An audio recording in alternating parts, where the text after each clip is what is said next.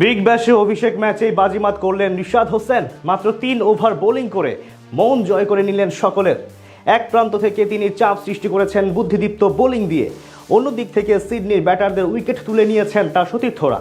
যদিও দুই দলের লড়াই হয়েছে হাড্ডাহাড্ডি, টান টান উত্তেজনাপূর্ণ ম্যাচে রিশাদের এমন পারফরম্যান্স ও ম্যাচের ফলাফল নিয়ে বাকিটা জানবো রিপোর্টে।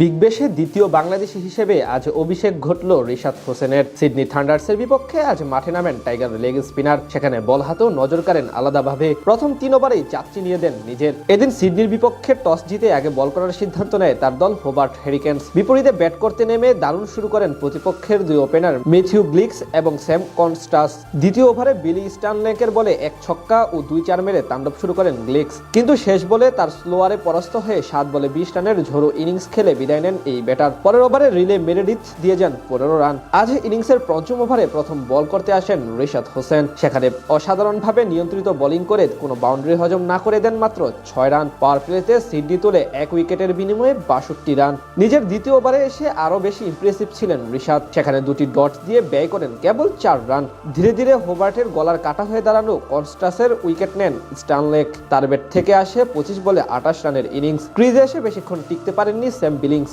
4 বলে 3 রান করে আউট হন এই ব্যাটার। একই ওভারে অলিভার ডেভিসকে বিদায় করেন ক্রিস জর্ডান। দলের বিপর্যয়ে হাল ধরেন ক্যামেরন বেনক্রফট এবং শাদাব খান। মাঝে বল করতে এসে একটি বাউন্ডারি হজম করে মাত্র 8 রান খরচ করেন রিশাদ হোসেন। আজ 3 ওভারে 18 রান দেন তিনি। এদিকে দারুণ খেলতে থাকা বেনক্রফট তুলে নেন হাফ সেঞ্চুরি। 44 বলে 61 রান করে তিনি থামেন স্টানলেকের তৃতীয় শিকার বনে।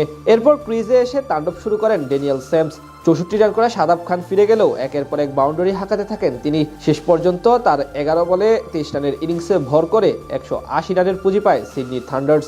জবাব দিতে নেমে দারুণ শুরু করেন রিশাদের দলের দুই ওপেনার মিচেল ওয়েন এবং নিখিল চৌধুরী। প্রথম থেকেই প্রতিপক্ষ বোলারদের উপর চড়াওভাবে ব্যাট করতে থাকেন ওয়েন। প্রথম 4 ওভারে হোবার্ট তোলে 47 রান। সেখানে তার একাই ছিল 12 বলে 32 রান। যদিও এর বেশি আর রান করতে পারেননি তিনি। তানভীর সাঙ্গার বলে আউট হয়ে ফিরে যান এই ব্যাটার। পাওয়ার প্লেতে রিশাদের স্কোরবোর্ডে জমা পড়ে 57 রান।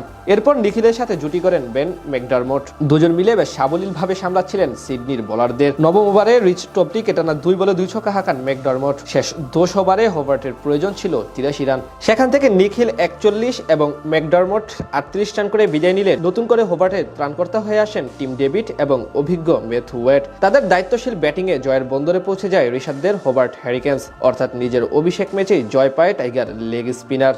বিগ ব্যাশে দ্বিতীয় বাংলাদেশি হিসেবে আজ অভিষেক ঘটল রিশাদ হোসেনের। সিডনি থান্ডার্সের বিপক্ষে আজ মাঠে নামেন টাইগার লেগ স্পিনার। সেখানে বল হাতেও নজর কাড়েন আলাদাভাবে। প্রথম 3 ওভারেই চাপ চিনিয়ে দেন নিজের।